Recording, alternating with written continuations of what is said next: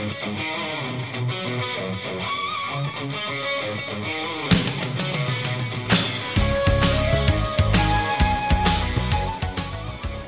folks, Tim here, FT Lot for the Love of Trains. Saturday morning, the 31st of March, and I really want to get some trains going on here, so I've been working on some of the wiring, and I wanted to just give you a quick show of what I was doing here. I'm hooking up my bus wires and my feeder wires to the tracks. So we'll go down and take a look at it quick here under the table, and hopefully this helps. Okay folks, I'm down here and I'm actually under the train table now. I've been doing some wiring here. Let me just show you what I got. I went ahead and tried to use all my old stuff here. So I had a green and black bus wire, and I believe this is 14 gauge, which in my opinion is going to work just fine. And I've gone ahead and dropped a bunch of my green or red wires down from the top section here, and I'll link all these together and then torch them right onto this, or solder them right onto there. So far the wiring's been going pretty decent, but as always, you know, it's a lot of fun getting down underneath the table and trying to wire it. So but we'll have trains running shortly, and we'll show you what I got here in just a minute. Okay, I just stripped the end of that, and then I fold it over, and then I tilt it back in on itself. So that way it should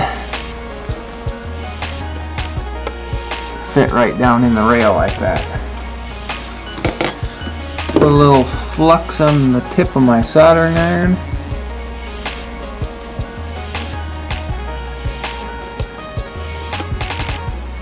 And voila, we are on.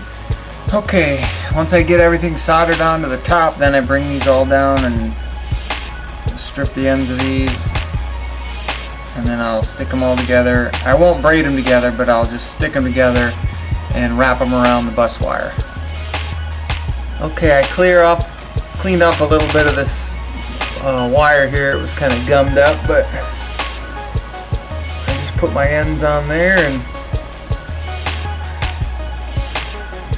wrap them around there, and I'll tighten them up, and then we'll get the torch out and solder them on. Okay, I spread a little bit of flux on there, and then this is the part where you try not to burn your house down or your wonderful layout.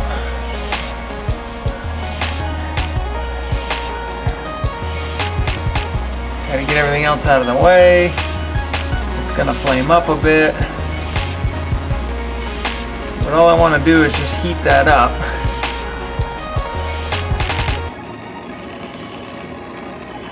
So then I can put a little bit of solder on there and let it melt down in there.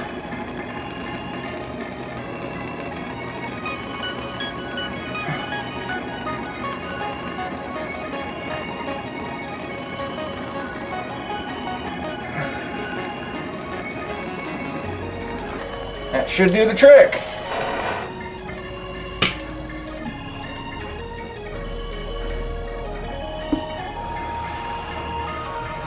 And once that cools down, yep, we got a nice tight connection there. And I'll probably paint all this stuff with that liquid tape that you can buy at Menards or any supply store like that, just to protect the ends from any unwanted, unnecessary electrical contact. So let's jump up top, give it a shot, and see how we did.